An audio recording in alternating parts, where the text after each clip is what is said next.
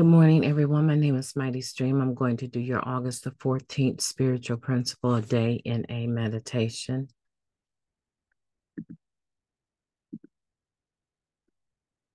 The title of the meditation, Surrendering Shortcomings.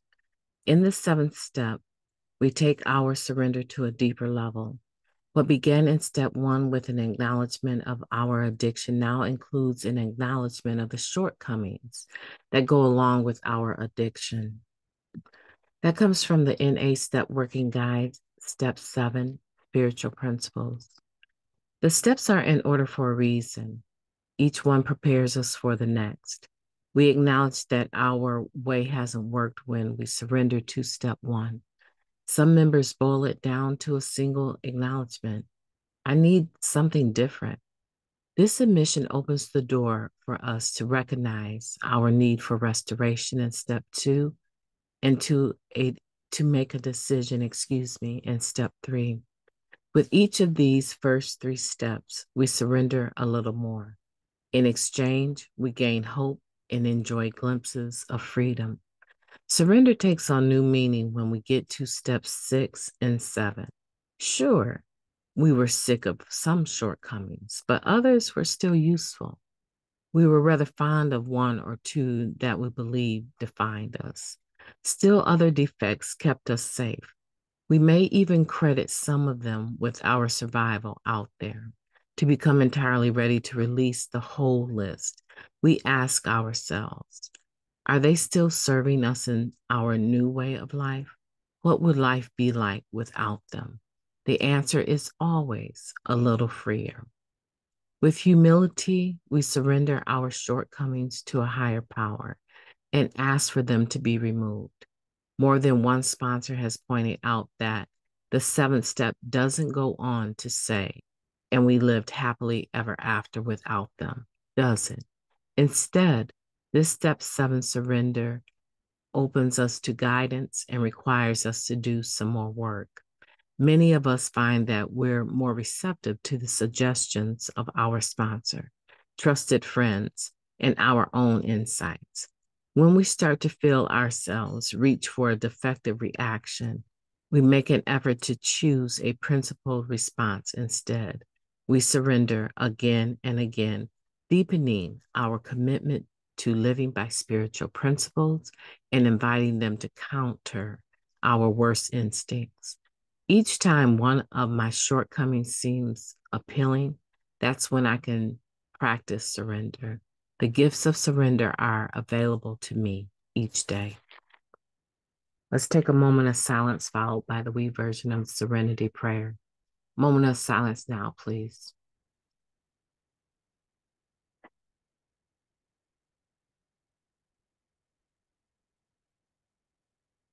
Thank you. God, grant us the serenity to accept the things that we cannot change, the courage to change the things that we can, and the wisdom to know the difference just for today.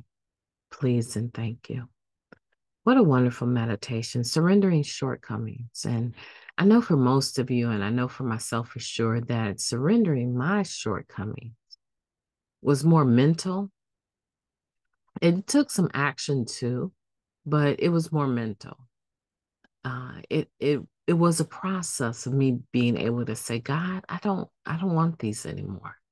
I'm entirely ready to have these removed from me. And slowly but surely, what began to happen was situations would come up, and immediately I would be aware of how I would normally or typically handle a situation. It would tap into the character defect just a little bit. And I would be aware that, you know what? There was a day and a time that you would have done thus and so. But when you say that you are entirely ready to have these character defects removed, and you humbly ask God to remove your shortcomings, there's something in you that naturally wants to work co-partner, in a sense, with the God of your understanding. to not act in a certain way. Maybe not for everyone. It took me a while to even get to this step 7. It took me a long time to get to it. But by the time I got to it, by the time I got to it, my amends list, if I was to project, my amends list, my step 8 was going to be so long, and it would just have people in recovery on it. I'm not even talking about the list before I got into recovery. Well, before I got into Narcotics Anonymous, because I didn't start recovering for a long time. So by the time I got to this particular step, I had done so much harm to individuals with my character defects and the way they would cause me to fall short. I had done so much harm. I was ready. And I knew that I could make a different decision. I could wait it out. I could wait the emotion out. I could wait out the instinct to behave a certain way. I could believe in faith that my prayer was going to be answered and that I was going to have these shortcomings removed from me. But here's the thing. I am the one that initiated that process. I am the one that became entirely ready. I am the one that humbly asked God to remove. It starts with you. And it will always start with you. Don't be afraid to live differently.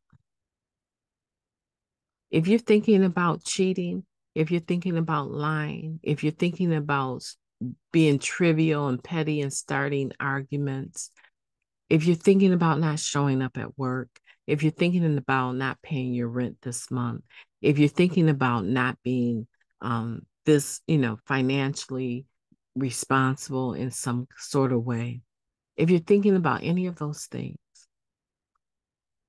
thinking about them is not necessarily the problem. Doing them. So let's not do them.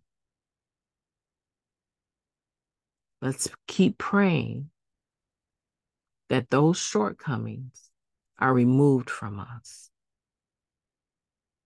And continue to seek God to help you change the way that you think. People think things all the time and they don't do them.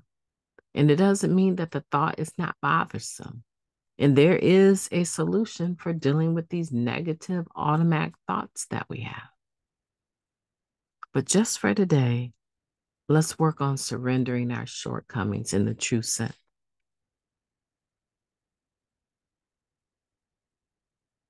My name is MightyStream. I've enjoyed talking to you today. Have a beautiful day on purpose.